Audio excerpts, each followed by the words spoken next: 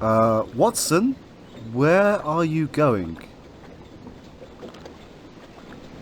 No, it's fine. We'll just wait for you.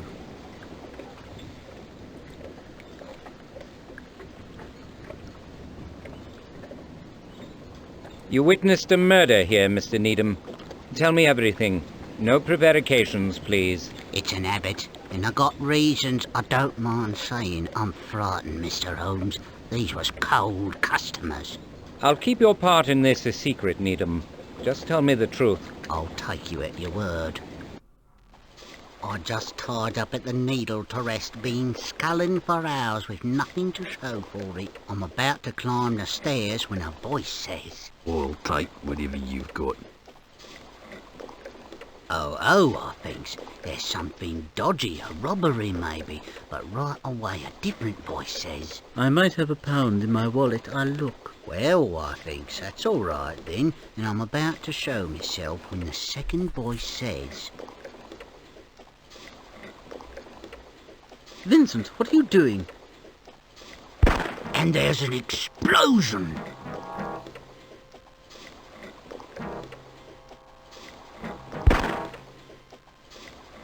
And then another. My head's ringing. A body tumbles into the river. I'm shaking. But I peek round the wall. A third man on the landing towers over a bloke holding a pistol. I hide again. Du bist wahnsinnig.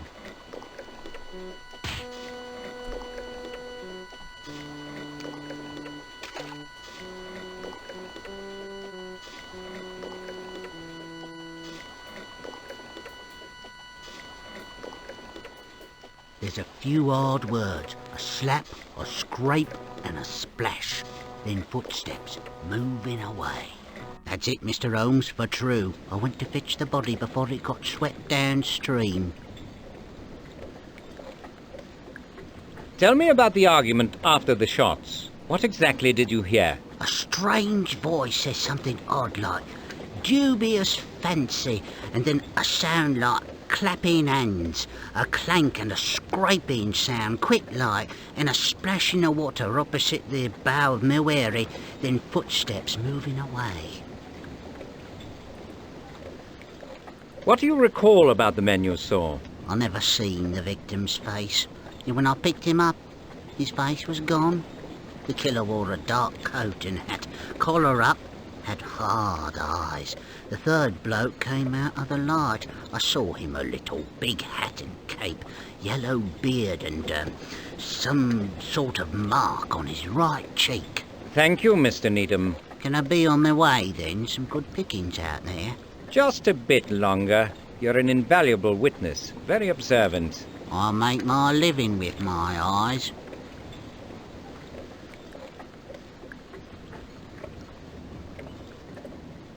Could you find the object that made the splash, Mr. Needham? Water and me don't agree, Garver. Don't swim, don't even wade, don't drink it, hardly bathe in it. I've noticed. You won't need to get wet. I want your guidance. Just tell me where you heard the splash. How bad did you need it? A guinea's worth? It's as good as found.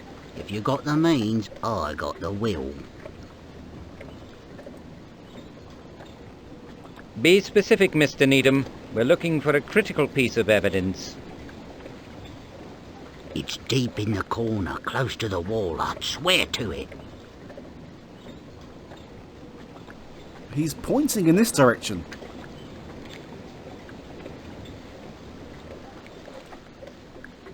Why can't he get out of his wherry and come over and help us? Do you often tie up on the embankment, Mr. Needham? Haven't got the habit yet, and there's nothing of value on land for me. But I like the Needle, interesting to look at, to think about. Okay. I believe we are done with him for now.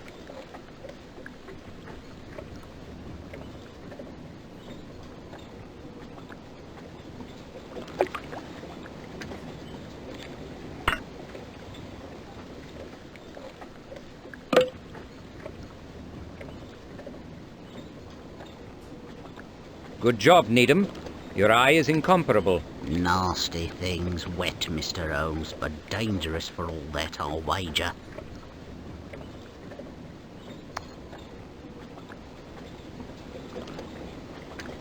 Now that was extremely lucky.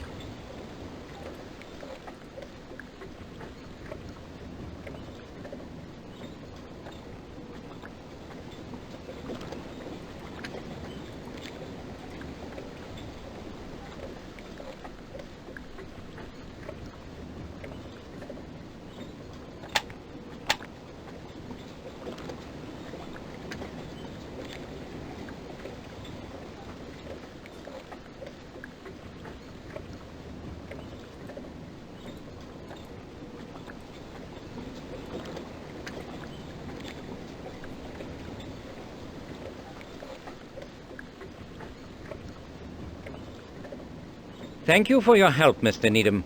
I hope we have no need to trouble you further. Okay, now that the constable has gone, we can investigate a little bit more closely.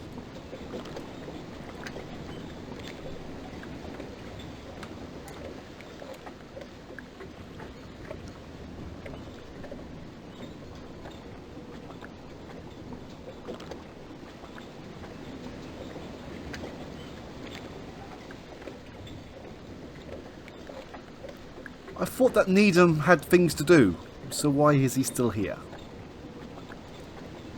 I don't think we can talk to him anymore.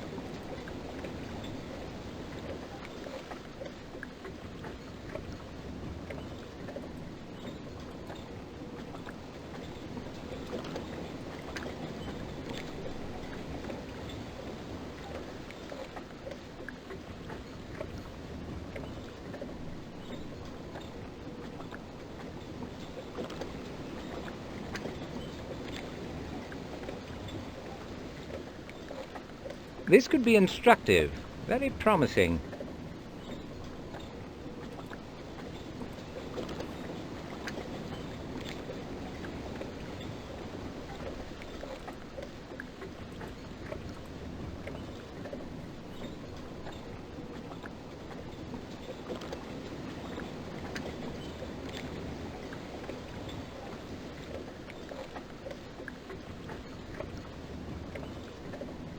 A mass-produced button is less informative than its custom-made predecessor, but it might mean something to Stitch Rumsey. You'll wear out your welcome with him. You don't even know the provenance of that piece. Good old Stitch Rumsey. Something tells me that Stitch isn't his real first name.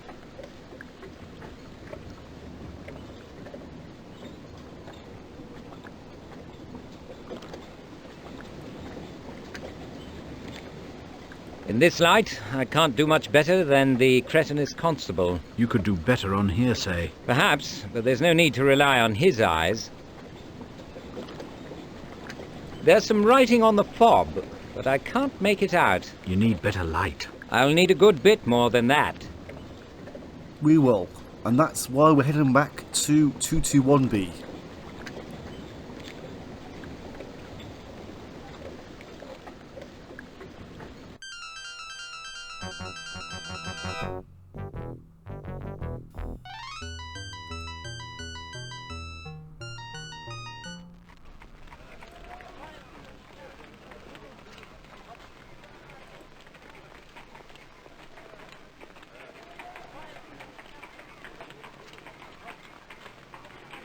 Your kindness to Wiggins does you credit, Jonas. It's little enough. He's led a hard life. He sails too close to the wind from time to time, but he's a good boy for all that. The mean streets waste 100 like Wiggins every day, Mr. Rigby. You've given him a chance to grow up. May I live to see it.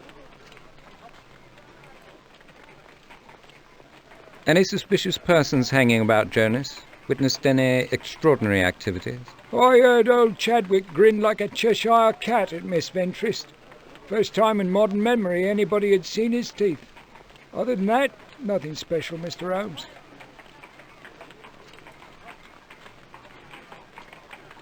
Are the rest of your lads available, Wiggins?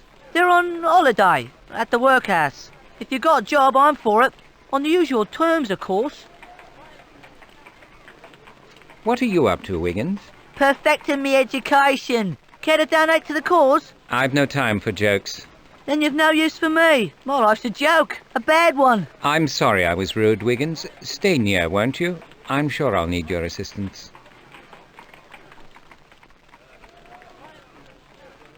I pitched a fair halfpenny in my day. Like to try me? Why not? I've got no pressing appointments. Holmes, have you lost your mind? You're in the midst of an investigation. A diversion will refresh me, Doctor.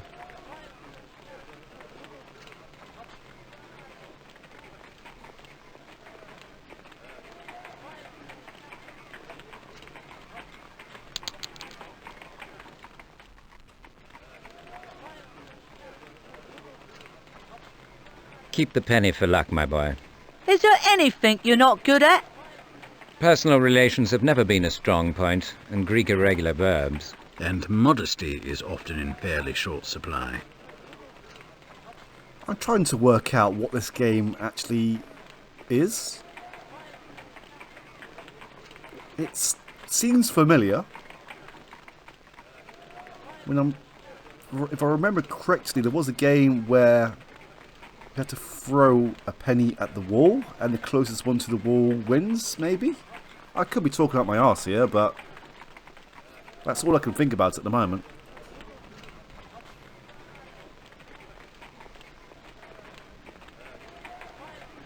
I've a mission for you, boy.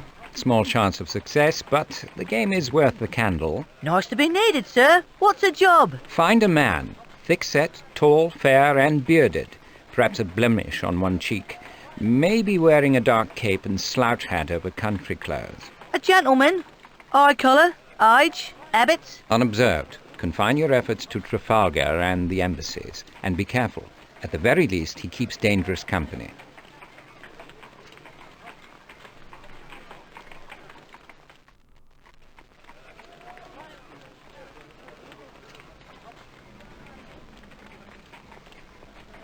Okay, why did he walk on the road and through the manure instead of just walking down the path?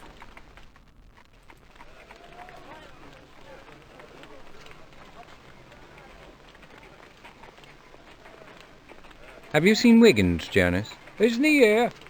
I see so little these days. Likely he's out parading the streets.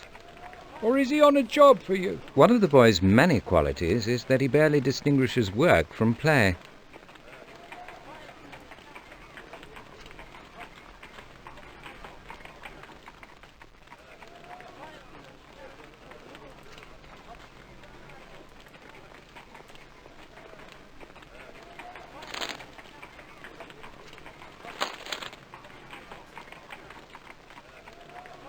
The Telegraph is finally running Friedman's articles on terrorism. He's learned to moderate his tone, then?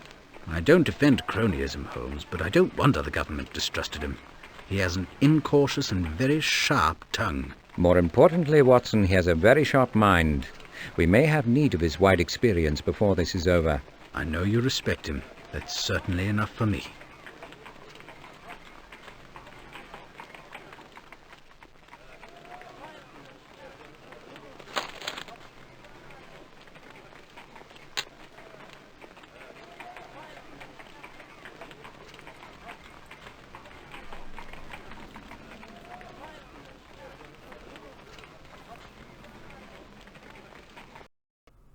So before we go anywhere, while we are here, let's take a look at this fob.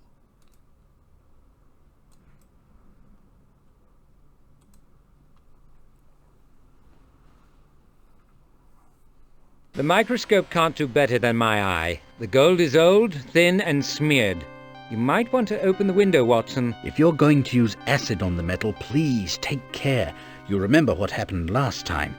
Very unsettling to hear a woman of advanced years yell that loudly. So I'm guessing the clue here is acid, and we have hydrochloric and nitric.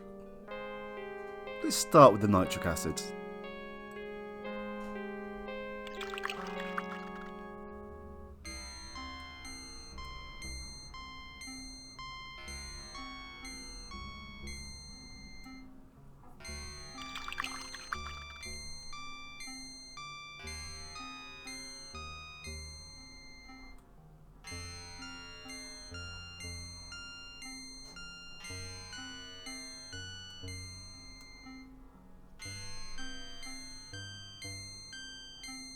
The Aqua Regia removed the gold fill very nicely.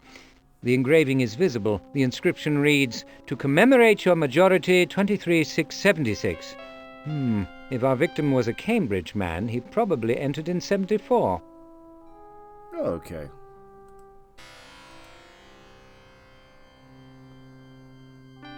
We could go to Cambridge, but let's visit the haberdashery first. Come along, Watson. The game's afoot. Quite so, Holmes.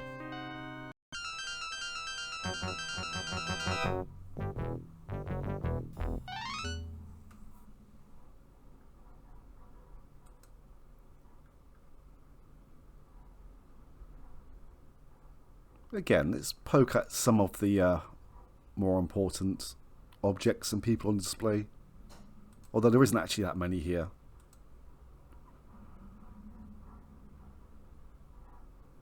I should probably concentrate because I'm not too sure if I clicked on the counter before or the needle. I think I clicked on the needle twice.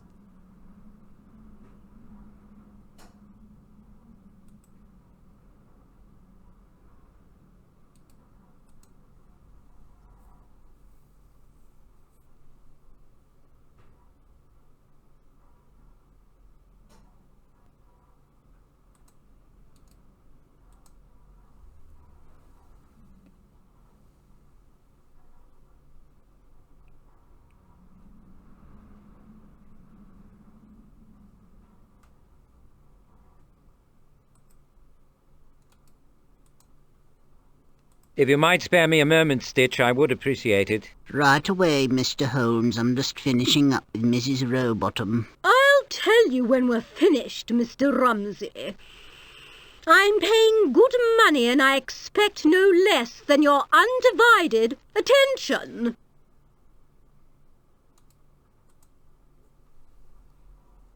Well, she is a paying customer. We are the ones being rude here. Why can't we come back later? Or in an hour's time? I beg your pardon, madam. Might I have a brief word with Mr. Rumsey? No, Mr. Rumsey is not free.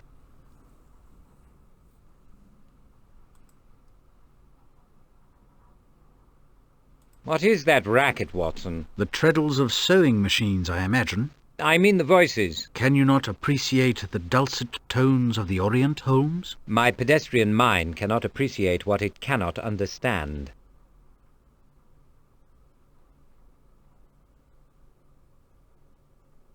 Okay, is this a glitch or is this a fort?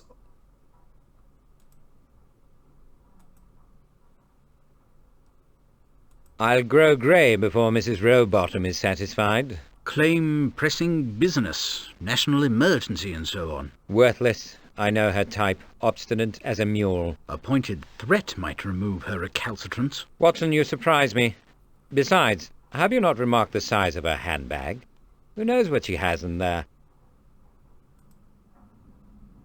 I've decided on a strategy to shift La Rowbottom. A subterfuge, then. But not too subtle, I hope. It would be lost on her. She appears to be a woman whose sense of propriety may be vulnerable to judicious tweaking. Follow my lead. Try not to be too offensive. She's Rumsey's customer, after all.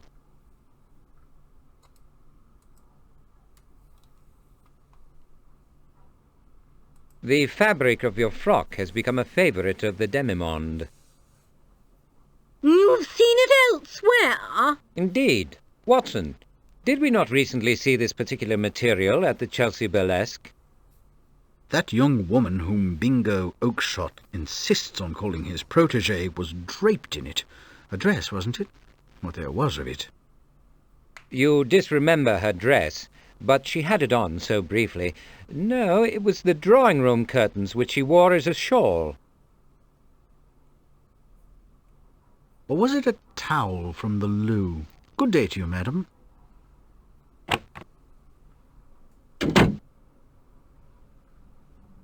Wow. Okay, let's speak to Ethelbert. He doesn't seem too concerned.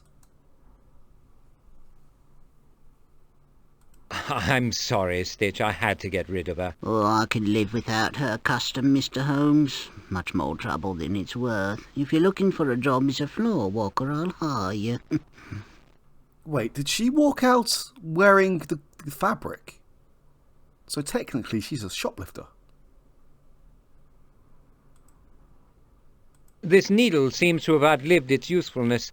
Might I take it? You're welcome to it. It served me well. May it serve you, though I can't imagine how.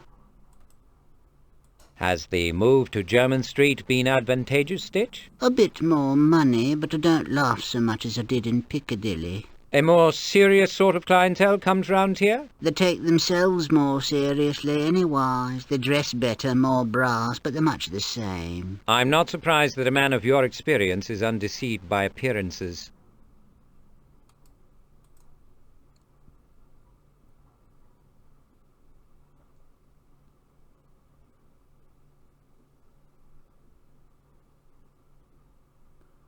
I'm sure that he has hundreds of those needles. Well, I wondered why we needed that specific one. Okay, well, we came here for a specific purpose. What can you tell me about this hat, Stitch? Anything of interest?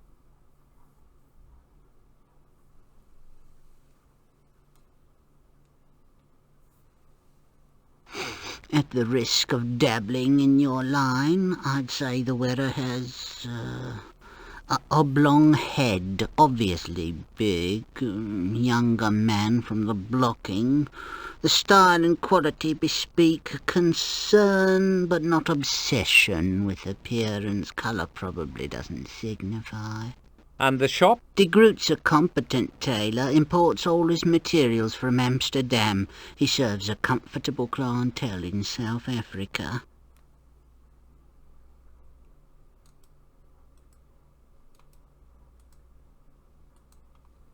What can your practised eye tell me about this button, Stitch?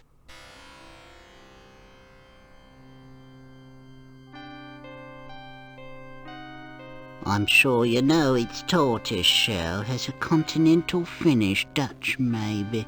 The thread is nothing special, sewn to a coat I'd say, not off the peg, custom made, but not too dear. Available locally? Not here, I've got the largest inventory in England. Help yourself, you need one. I believe we are done here. Okay.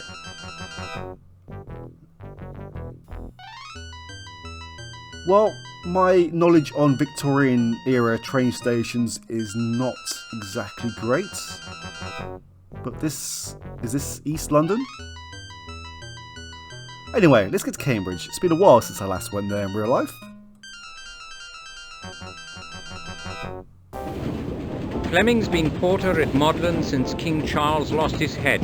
Marvellous character. Remembers everything. And he's eager to tell it all for a pint or two. Was Magdalen your college then? No, my chemistry tutor was a fellow there. I visited his rooms one term. I've never been clear on your university days. Where did you study when you came up? I need to rest, Watson. Wake me when we arrive, will you? Sleeping? That's fine. Wonderful.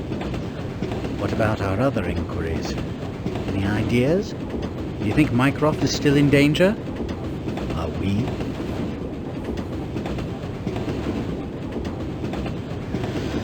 Well, I suppose nothing much can happen on a train.